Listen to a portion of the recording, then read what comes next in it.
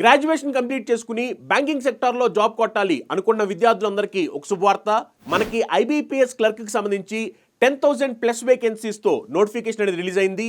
ఎవరికైతే 20 to 28 years age ఉందో మీరందరూ కూడా దీనికి అప్లై చేసుకోవచ్చు.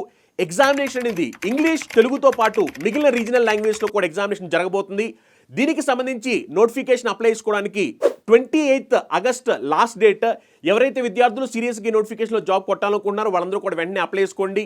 మీకు ఎగ్జామినేషన్ కావాల్సిన complete guidance, complete coaching Chandan లాయిస్లో ప్రొవైడ్ చేయబోతున్నాం.